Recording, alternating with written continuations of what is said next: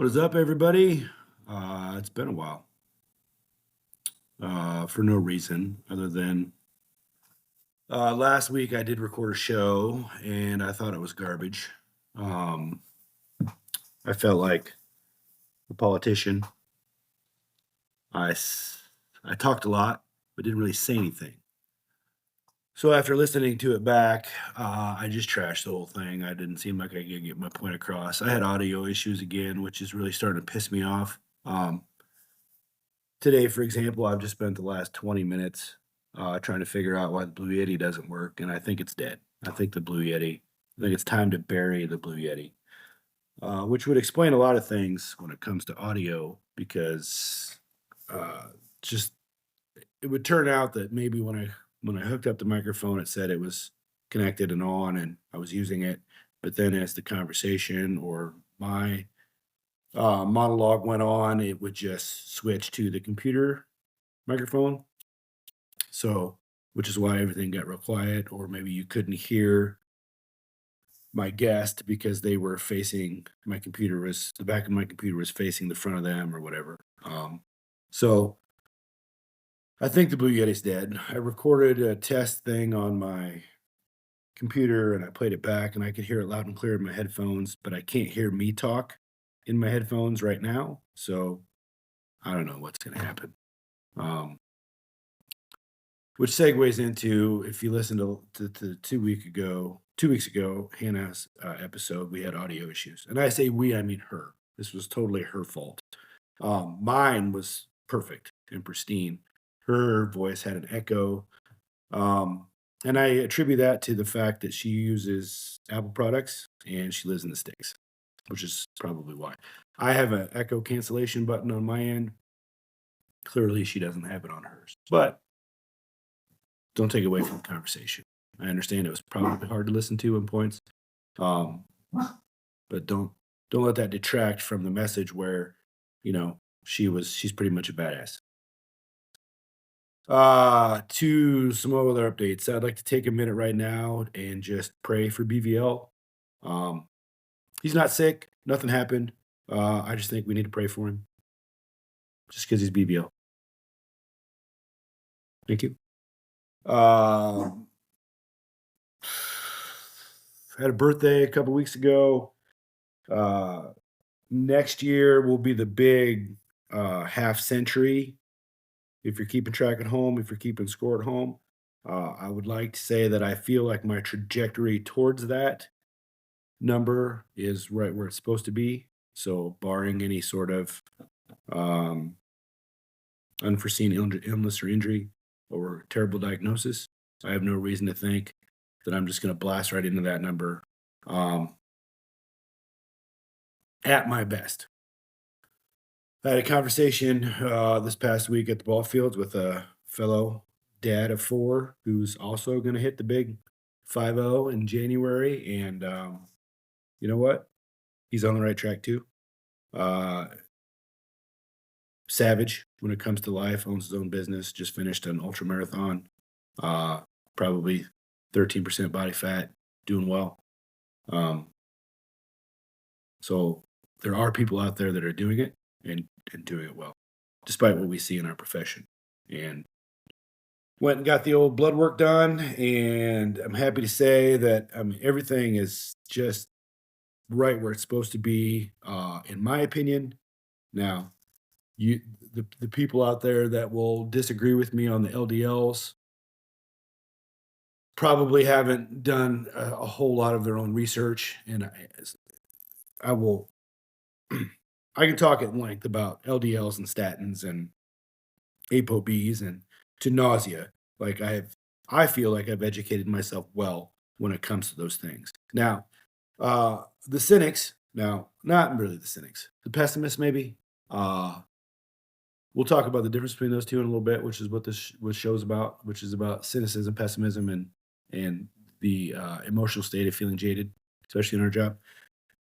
I think I'm well educated, not to the level of a physician, of course, god damn it, because I didn't go to school for 12 years. But I feel like I've educated myself well enough to talk intelligently with anybody about LDLs and ApoBs, and statin drugs. Anybody who knows me knows that my disdain for statin drugs in the context of lowering your LDLs. I'm not going to get on that train right now to waste your time, but if anybody wants to have a conversation with me, I'd be happy to have one. And we can do it live on Instagram. We can do it live on, not that I know how to do that, by the way.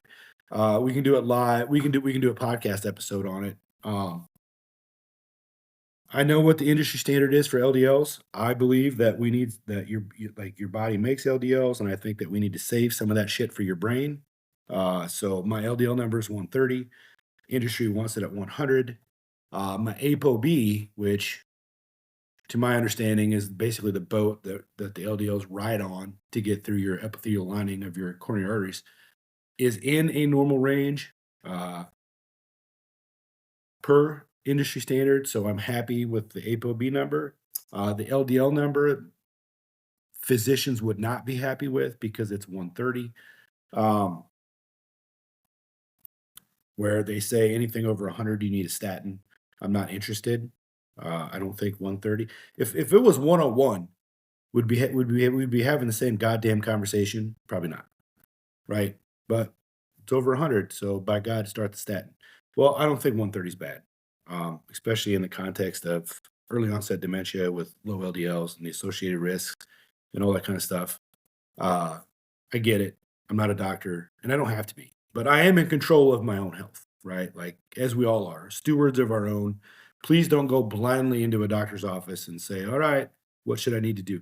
But I think that the most concerning of all my labs was an A1C of 5.6, which I think is pretty high for a non-diabetic, and that annoys me.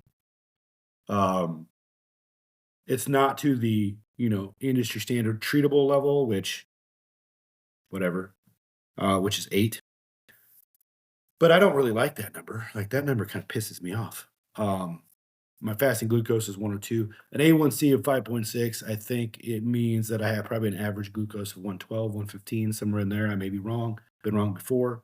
Um, Fasting glucose, which for a non-diabetic, I think is um, on the high side. I don't really know what to do about that. I know that I do have a sweet tooth, but I guess just monitor it. But everything else, man, killing it.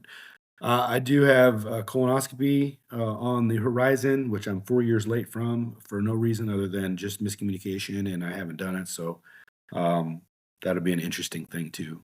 I don't really know how to accept that other than I'm going to get some Versed, so sounds like a party. Um, Today is also, I'm recording this on September 19th, is Talk Like a Pirate Day, which back in the day, and when I say back in the day, the good old days to me, working for a good old county service that like to have a good time, we had fun with this day. When I started working for suburban EMS, we still had kind of fun, but we probably got more of a talking to for having fun on Talk Like a Pirate Day in the context of the professionalism that was the suburban ESS system versus the, how do I want to say this more loosely, more, I don't even know, like we just had more fun in county EMS. I thought we could have a good time, and we talked like a pirate on the radio, and it was a good time. So if you get a chance today, give somebody a good R. um Today I want to talk about cynicism, what it means to be a cynic, why I think I'm a cynic, and why I think that that's somewhat healthy, but yet still costs me and others probably a good go at some social interaction and relationships. And what brought this up was I listened to another one of my many podcasts, which, man, I got to digress for a second. Of all the podcasts that I listen to and all the information I take in, I could sit here, I could do a daily podcast just about current events. And like if there were people out there that were really interested in what I had to say, which I know there is some, but in the grand scheme of things, there's not. But it seems like every piece of media that I take in, which is not a lot, mind you, and I don't mean news media, I mean just YouTube clips or um, Instagram feeds or whatever the case is, is about some sort of two-sided coin. And I think that's because there's obviously people wouldn't put that content out if there wasn't a market for it. So, like you could say, one person could say, "Well, skin cancer is bad, so lather yourself up in sunscreen."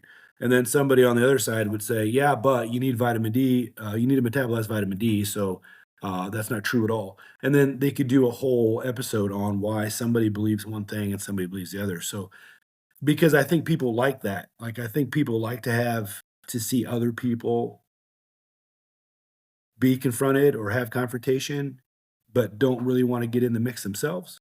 Or, people just like seeing people, fail, or people just like seeing people, um, held ac I don't know what it is, but I can watch hours and hours and hours of media content on somebody being wrong, or somebody appearing to be wrong by somebody who thinks they're right. And by right I mean correct, not the right side. Um, it's it's baffling to me. I think the fact that people can make livings off of just consuming media content and then getting on a platform and giving listeners or viewers their opinion or their interpretation of what is going on. I had a whole conversation with somebody the other day about the debate. I didn't even watch the debate, but I was able to have a whole conversation about it just based off media content that I've consumed, um, either purposefully or non-purposely, about the whole thing, and was able to articulate, I think, some reasonable points. It's amazing to me. It really is. But anyway, and I don't think that I want to do that. I think that it's kinda like fitness influencers, like, that market is saturated, so I could go out in my garage right now and film some sorta, bullshit CrossFit workout and then come back on Instagram and tell you why CrossFit's the best and what I do, and this is how you should do things and how you shouldn't do, but all that really does is muddy the water. Because now people, I think, are over consuming content and then they don't really know which way's up. Like, should I walk to lose weight?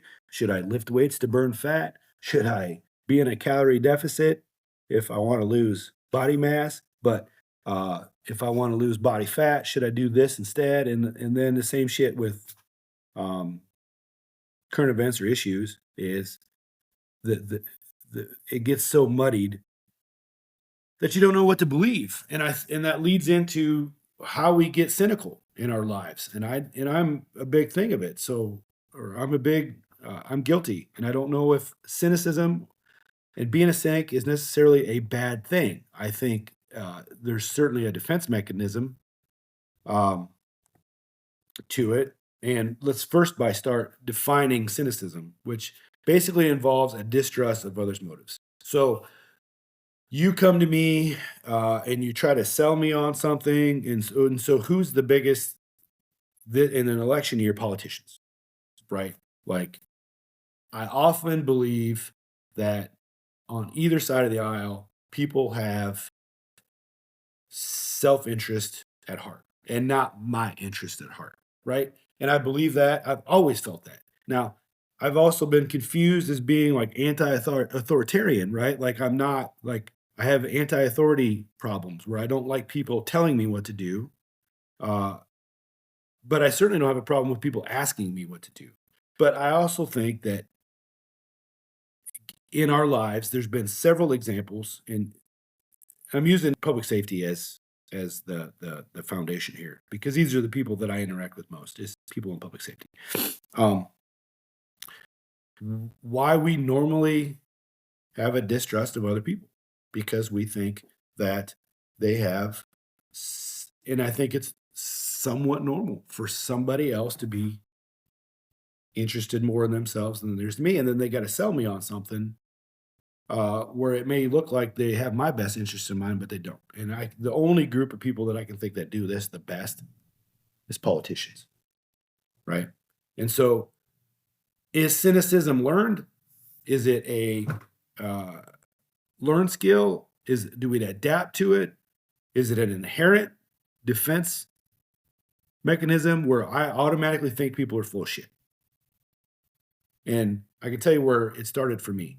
It was years ago, and I'm talking decades ago. Your boy was pretty good with a bow and arrow, and I used to go all over the country and shoot archery tournaments, right?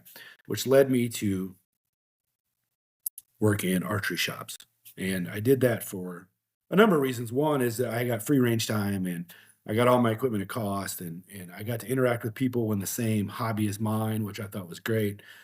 And for those that wanted to listen, I could teach them a thing or two, at least I thought. But I shit you not, every night someone would come in and tell me how great a shot they were before they even shot an arrow. And at first you're like, okay, man, that's cool. Like, why are you so interested in telling me how good you are? I don't understand that. Why are you so, or why are you so interested on telling me what a good hunter you are? And right off the bat, like I didn't ask any questions about you or like, and I really gave two shits, really, right? And then they would, but for some reason, I was working on something on their bow, which usually, if you're working on something on their bow, something's wrong. And then they would go out and they would just spray arrows everywhere, right? Or when it came time to put their money where their mouth was, they failed, and all the time. And I saw it every week in this thing. And so I became very cynical of anybody that hunts or competes in archery because of my experience with in the archery shop. So if anybody who told me that, oh my God, I'm such a good whatever, however they teed it up, man, last week I shot a perfect round. Okay, sure, maybe, but today you haven't proved shit to me. So let's get to work, right? And it was then I learned that if you're really good at something, you don't have to tell anybody that you're really good at something. You just are, and you just do. Then we got into EMS. Then I got into EMS, man, and I was like, man, people are not shy to tell you stories of what a good clinician they are, like unsolicited. Man, I went on this call one day and I did this and I did that and basically saved this person's life. And I was like, okay, that's cool. Um, but then you would find like little faults in their stories, and then we get really kind of like competitive towards somebody else. And we quickly learn that maybe there's people in our business that are just kind of full of shit. Okay. So I became very cynical of now what's their motive for doing that? That's the key in this definition is what's their motive? And I think the motive is to to automatically show up and be at the same level or try to put yourself in a higher position than somebody else. So if somebody comes in the archer shop blowing sunshine out my butt about how what a great shooter they are, they're automatically trying to one up me or anybody really. It doesn't have to be me, but I felt like because I was the technician behind the counter and perceived as a pro shot pro that they needed to automatically just put themselves on the same level that they perceived me to be on. And man, I wish they just would have came in and just said, "Hey, man, I'm just here to shoot some arrows and have a good time," and they would. Um, I saw this in sports, travel ball, sports too, where people would sit down next to me when I used to sit with the general population, and instantly they would start telling me about how good Timmy or Susie was at whatever sporting event we were watching, like unsolicited. And then you watch Timmy or Susie play, and you're like, "Well, listen, must have just had a one-off day because they don't look all that impressive to me." But sure. And so, what is their motive? So I became cynical of most sports parents. Like I was like, "There's no way." If unfairly could be because not every person that you come across is that way. But becoming cynical in that environment has led me to miss out on those good relationships or those good interactions where people aren't that way and where people aren't self-serving and where people aren't self-interested or trying to one up you or trying to one up your kid. So that's the downside to being a cynic. Uh, Cynics rarely believe that good intention that people are well intentioned. Like that is a rare trait for people to be well intentioned. And I don't know if we get that from our professions because normally when people call us, they're in a vulnerable state, they're sick or injured, and they need some help. But we've also been lied to about alcohol use and drug use and, did this really happen or did this really happen or whose fault it was? And then we can get drugged through the litigation system trying to prove that somebody was telling the truth or not telling the truth. And we become very cynical of people and their intentions because most people are trying to save their own ass, or cover their own ass. Um, and after years and years and years of interacting with these people, I don't know that anybody has any other option other than to be cynical. That's not to be confused with being jaded because jaded is basically an emotional state where you're just kind of you've been down the road so many times that you're just kind of indifferent to somebody's story, right? There's no enthusiasm anymore. There's uh you're basically live in a state where you're kind of in a bubble. You're indifferent to anybody being different than what you perceive them to be. And so we say this a lot in EMS that the job has made it made us jaded, or we're jaded because of the job or whatever. And that, sure, I get it. I'm 100%. The job does wear on you emotionally and physically and mentally. But I don't understand why we take that from the job into everyday interaction. And I am the biggest culprit of this because I just assume that everybody I interact with, there's going to be some sort of negative interaction. Okay. Now, not to be confused with pessimism, right? Because pessimism is a general outlook based on um, situations. So you assume that there's going to be a negative outcome rather than a positive outcome. Does that make sense? So you're looking at outcomes where cynicism is looking at motives, where being jaded is an emotional state. Does that make sense? And so a pessimist, I'll give you a good example. One of my favorite quotes is there's everybody. So I don't remember who said it. I can look it up. I'm not going to right now. But somebody said, like, optimist developed the airplane, but the pessimist invented the parachute. Okay. So, whew, that's a good one. Uh, the optimist wants to fly, but the pessimist sees the negative outcome as, well, you'll probably crash and die. So, and they do that with everything. I don't know why we're doing this. It's just gonna end badly, or I'm not sure why we're gonna, you know, whatever the outcome is gonna be bad. Cynicism involves trust with other people. Pessimism is based on outcomes. So you can be a negative Nelly, and everything that you think you're going to do today is going to turn to shit. And you're probably going to be right with that kind of attitude. Cynicism means that everybody we interact with is going to be self-serving and distrustful. Distrusting. Because distrustful, I don't think is a word. Distrusting. Easy to get it confused. So, that being said, how do we change and be more optimistic? And how do we change and be less cynical? The answer is, I don't know. But I think the one of the conditions is that you have to keep putting yourself in positions where you will see the good in people and not assume the bad. So,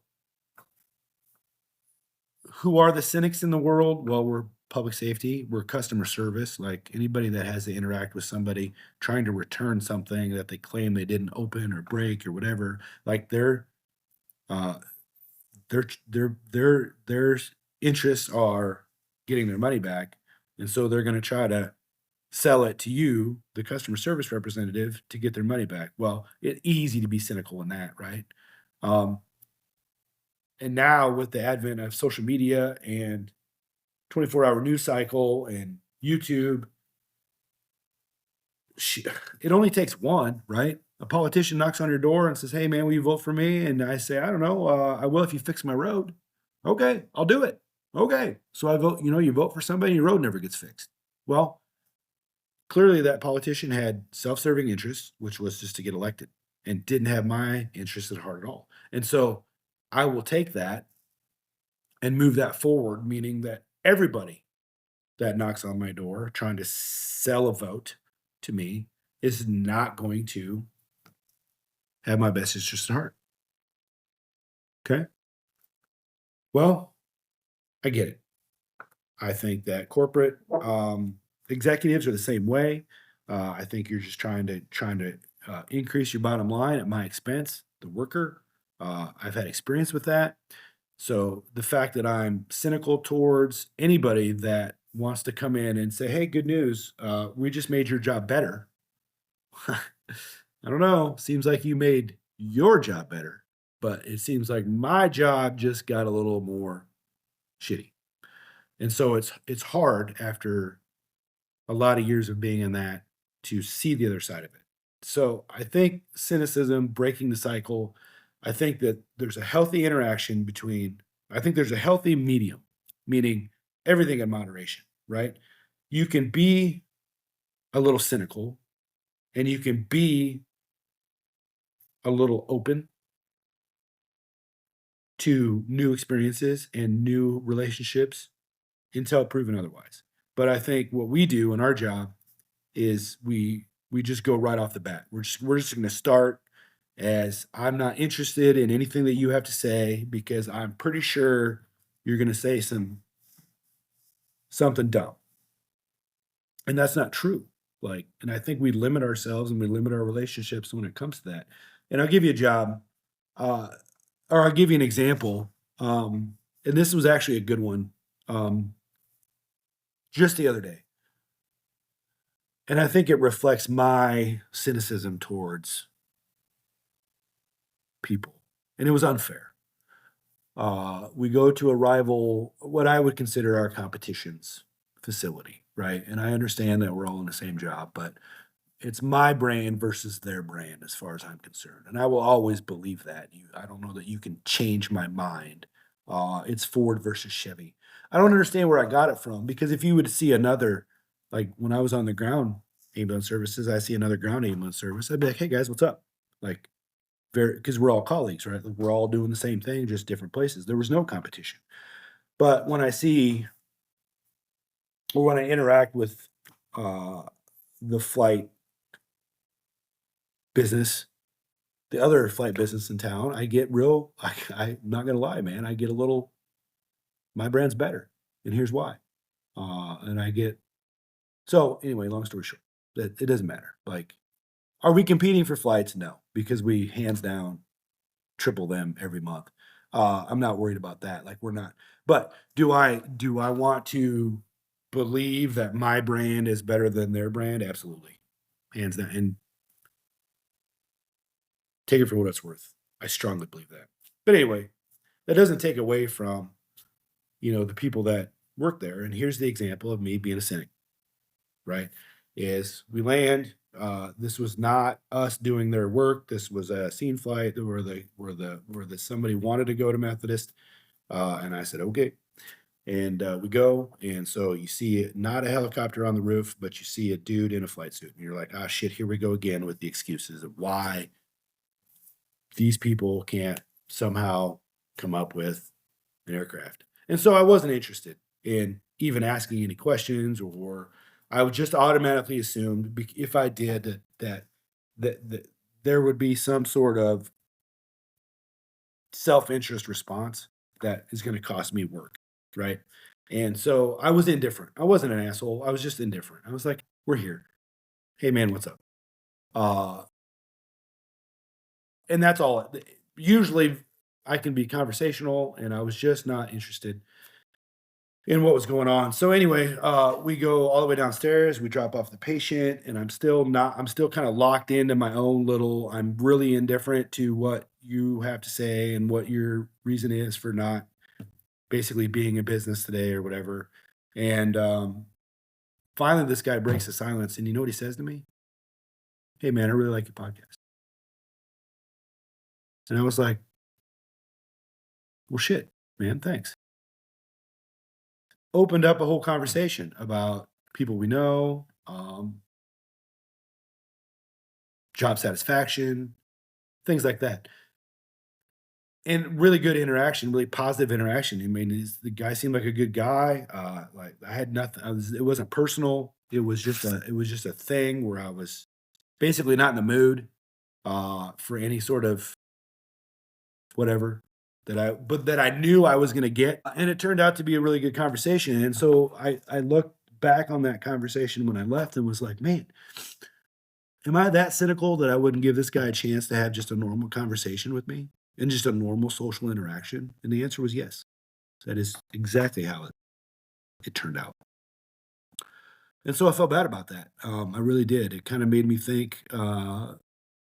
So I started watching how I act around in, basically in public. Not that I go out in public a lot, but I'm not a smiley, like, I've noticed a long time ago that less and less people wave at just random people that they used to. And you know what? I'm just as guilty. I don't wave at anybody. Matter of fact, if somebody's coming down the street in a car and I'm on a walk, I will purposely look at my watch so it looks like I can't interact with that person socially because I just assume stupid shit about people. That's probably not true. And what has that cost me over the years? Positive interactions, good, strong social connections, right? If you're inside the house all day, and this isn't me, I'm just saying, like, there's some real bad cynics out there. There's some real bad pessimists out there where they sit in their house and they yell at the world for being wrong, but they're not willing to go out and experience it for themselves. They're just going to assume that the world is wrong and they're right. So they're just going to sit in their house and yell at nobody and that is not the way to go. Like, if you're doing that, if everything out of if you're sitting at your base or your station and everything you say out of your mouth is negative, either about something or towards someone or new hires or new people or the general public or soccer mom, whatever. Like, you're not doing it right. But there comes a time, and we all know it, we all have that intuition where the cynicism plays in our favor, where it raises our senses a little bit, and we're like, "Oh, listen, man, I don't think that's true. I think you're just trying to sell me a bit of goods for your own benefit, and I'm just not gonna be part of it." I think the healthcare industry is huge in that. Obviously, politicians are huge in that. Um, I think sometimes when people get promoted out of an everyday like line job into some sort of administrative job, there's an easy way to just assume because I've seen it where they turn into a giant asshole and they're out for themselves and no longer out for the best interest of the team or the people. And I think there's a healthy amount of cynicism, but I think there's also just like anything else. There's a healthy amount of food to eat every day, and then there's too much food, and then there's not enough food. right? Everything in moderation. Everything in moderation. I don't care what it is. If it's your politics, if it's your um, nutrition, if it's your exercise, if it's your social calendar, if it's your um, free time, if it's your, your like your me time, like you can have not enough me time, too much me time, or just the right. It's the Goldilocks. Like everything needs to be just right. And I think we can get too far into the weeds with our cynicism sometimes and our pessimism. And then we basically just live in this state of feeling jaded that everybody is wrong, but you are right. My grandpa said it best a long time ago. If, and this is, and I'll sum it up with this quote has probably been around for generations, but even if so, but it's evolved over the years. So one of my favorite quotes, this is from the TV show Justified. It says, if you run into an asshole in the morning, you ran into an asshole. If you run into assholes all day, you're the asshole. Make sense?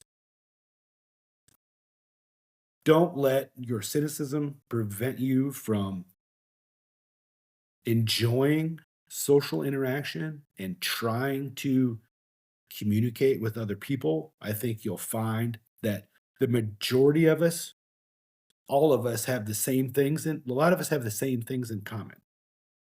And I'll give you a good example. Well, this is the last example, and then I got to go. I got to do other shit today. It's my last day off. I got to work four straight. Uh, I know, sounds terrible, doesn't it? But that's just the way the schedule shook out. But anyway, here's a good example. In 2021, we were on the heels of COVID, and I don't care what you think of COVID. Actually, I kind of do care what you think of COVID because if it's not what I think, then you're wrong. But anyway, um, and we were very much, if you consumed media, uh, racially divided, allegedly, according to the media. And so my family and I went down to Pigeon Forge, Tennessee, and so if you consume all the media, it would tell you that everybody's dying of COVID and everybody hates um, and everybody's racist. Okay.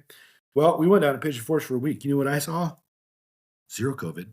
And not one person was racist.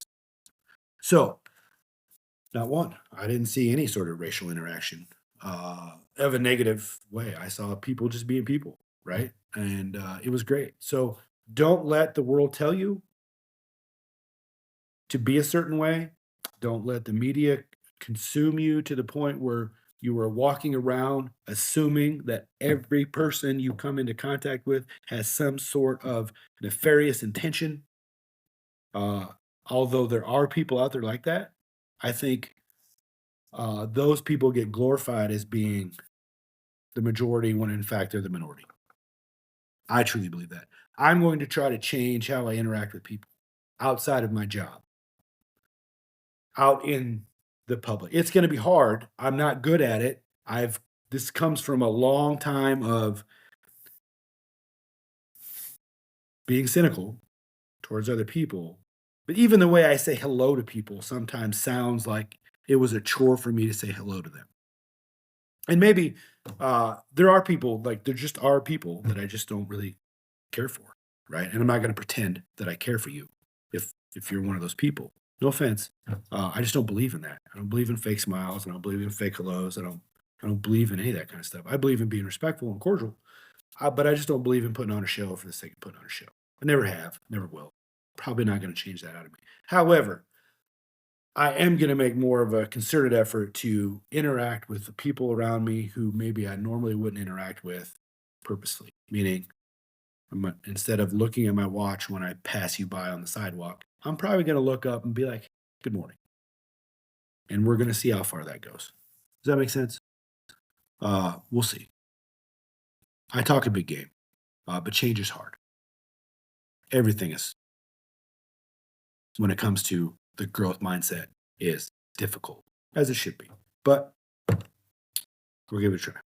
I hope you enjoyed that one. It's been on my mind for a long time. Just because I don't put a show out every week now doesn't mean anything other than the fact that either A, I haven't become inspired to give you some sort of content that I think is useful for our jobs in our lives, or I just couldn't figure it out in my life in order to get it done. So there it is. if you guys got anything you want to hear me talk shit about, please let me know, and I'll be happy to try to figure out how to develop content for it. I'm still working hard at trying to make this thing better. Clearly, I got to get a new microphone. I still want to figure out how to make the remote um, podcast work with guests, because I do want to like start reaching out to people that don't live around here and start having conversations with them. And I really want to get this Instagram shit going, where I think that that's useful as far as engagement. But I'm going to need your help. So like and comment on something, get that algorithm going. It's not negative. I'm not trying to sell you anything other than maybe a better version of you if you think you need it. Certainly trying to figure out a better version of me. Um, and so even with the show, I'm not trying to sell anything, but if I put something out there like a poll or a question, if you can interact with that, leave a comment, I think that that helps build the content, right? So point of that is if you have a question, problem, concern, if you have a topic, if you have something totally anonymous, I won't say, hey, guess what? Susie wants me to talk about um, Linda and Karen because they're being in the office, and she wants to know how to deal with them. I'm not going to say that. It is like, just give me something to talk about. And we'll do it.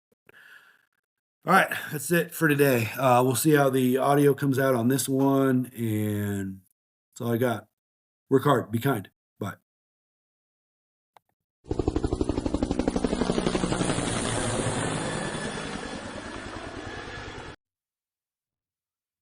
Hey guys, thanks again for listening to another episode of the Shift Change Podcast. I need to ask if you would leave a rating. I think that it helps people who are new to the podcast find it quicker. It doesn't do me any good, but it does help other people that are looking for the Shift Change Podcast on Spotify or Apple. It just comes up quicker the more ratings that you give it. I don't, whether you give it a 2 or a 5, it doesn't make a difference. It just helps other people. If you need to get a hold of me, contact me via my email, the show email, which is talkshiftchange@gmail.com. Or you can message me on Instagram at talk.shiftchange. Excuse me, at talk.shiftchange on Instagram. As always, thanks for listening. I could not have imagined how well this podcast has been received. So, as always, I appreciate it. Work hard, be kind.